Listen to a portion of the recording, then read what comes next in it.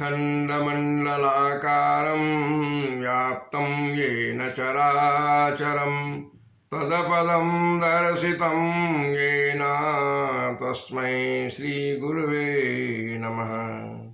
ॐ श्रीगणेशाय नमः। ॐ गं हनुमते नमः। ॐ सीतारामाभ्यां नमः। ॐ उमामहेश्वराभ्यां नमः।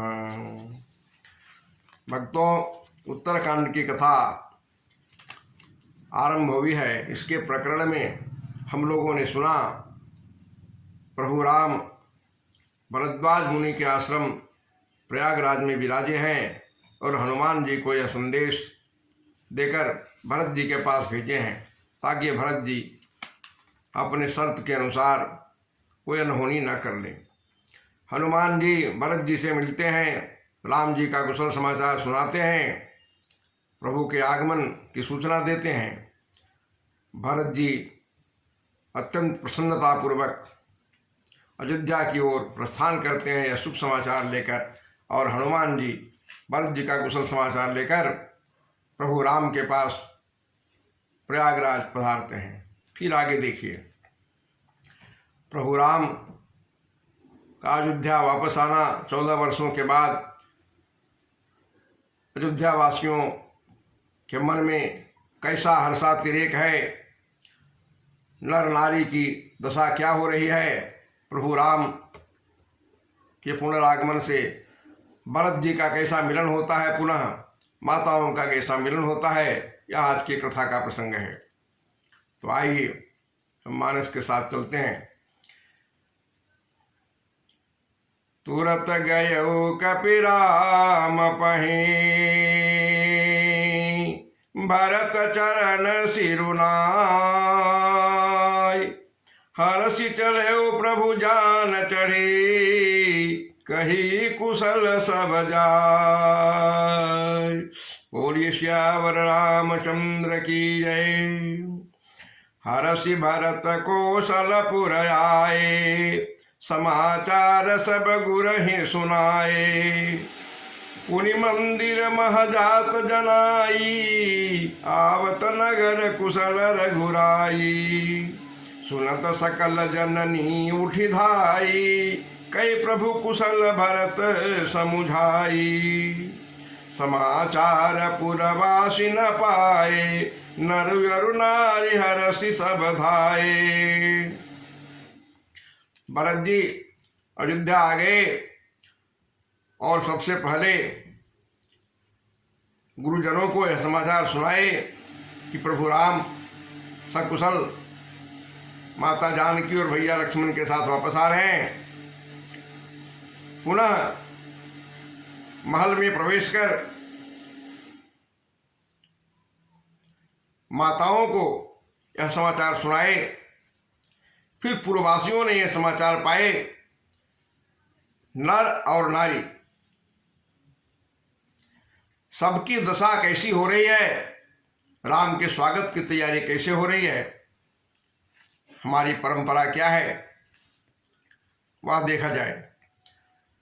समाचार पुरवासी न पाए, नर अरु नारी हरषि सब धाये। पूर्ववासी जैसे ही समाचार पाए भगवान प्रभु राम आ रहे हैं, माता जानकी और भैया लक्ष्मण पधार रहे हैं, नर नारी अत्यंत प्रसन्न हो गए और उनके स्वागत के लिए सोने के थाल में दधी, दुर्वा, गोरोचन, फल फूल, तुलसी दल आदि मंगल सामग्रियां लेकर सुहागिनी स्त्रियां आगे बढ़ रही है।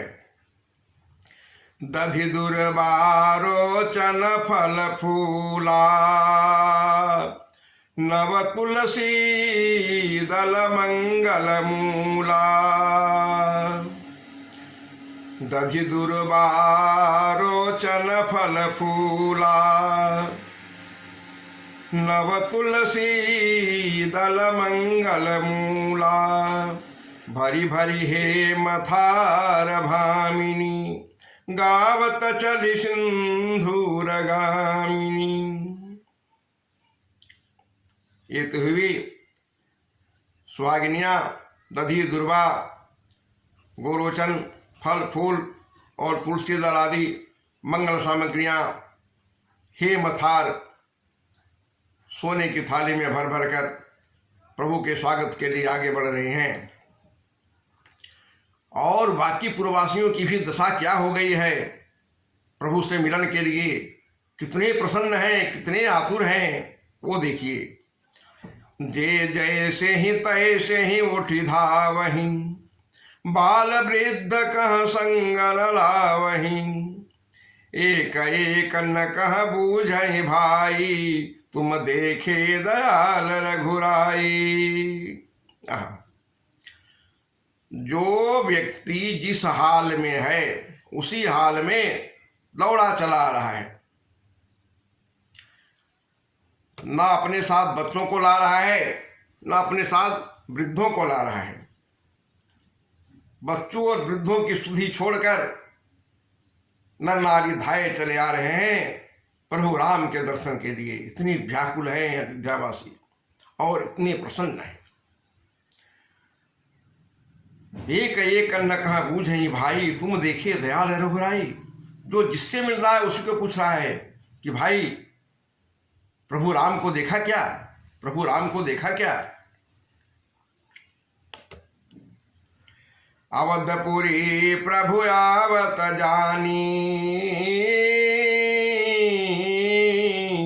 भई सकल शोभा के खानी, बहई सुहावन त्रिविध समीरा, भई सरजू अति निर्मल नीरा।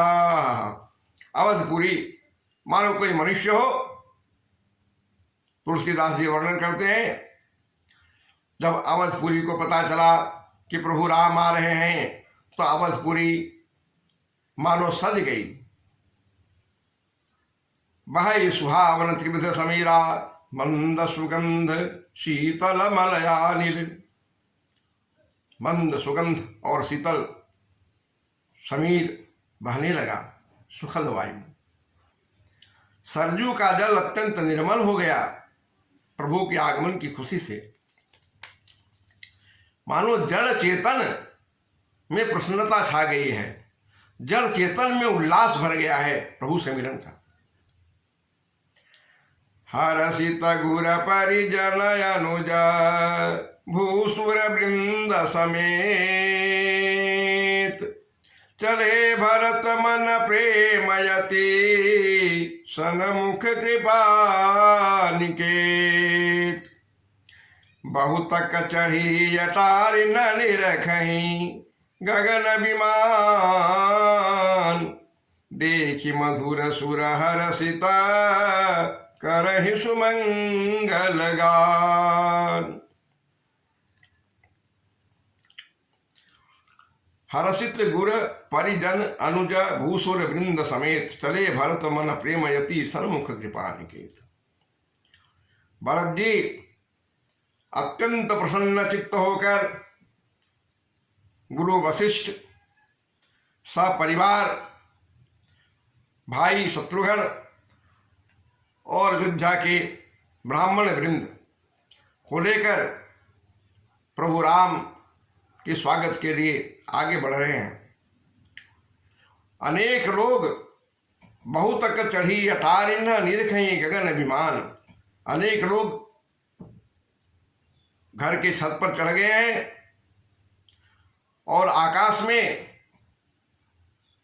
देख रहे हैं कि विमान किधर से आ रहा है। और प्रभु के स्वागत में मंगल गान गाने लगी हैं स्त्रियां।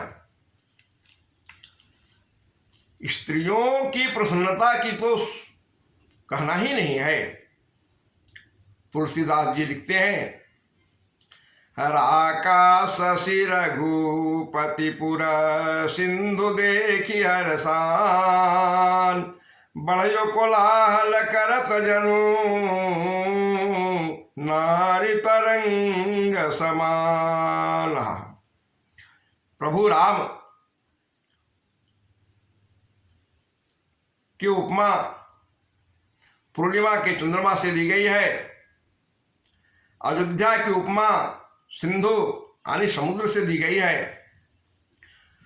और नारियों का कोलाहल जो हो रहा है, मंगलगान और कोलाहल चल रहा है नारियों की तरफ से, इसकी उपमा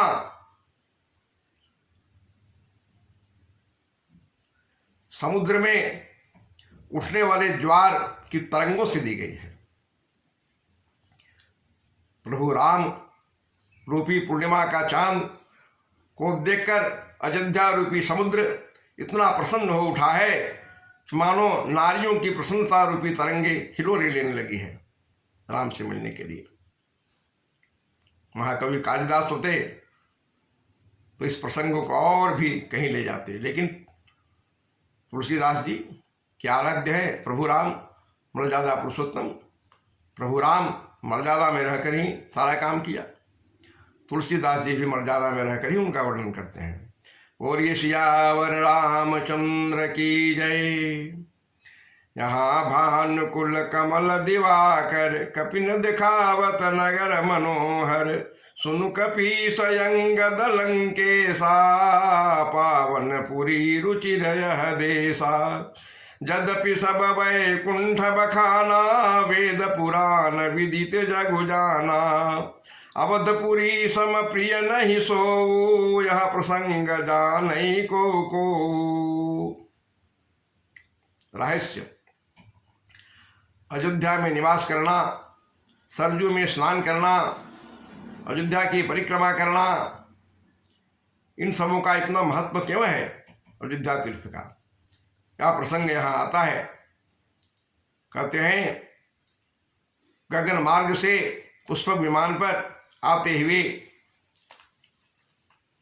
सूर्यकुल कमल दिवाकर प्रभु राम कपियों को मनोहर नगर अयोध्या का दर्शन कराते हैं और कहते हैं पावनपुरी रुचिर यह देशा।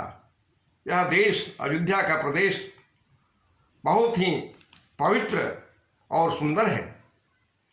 यद्यपि वेद पुराणों ने वैकुंठ धाम को मेरा धाम बखाना है, अत्यंत पवित्र बखाना है, लेकिन अवधपुरी सम प्रिय नहीं सो, यह प्रसंग जानई को।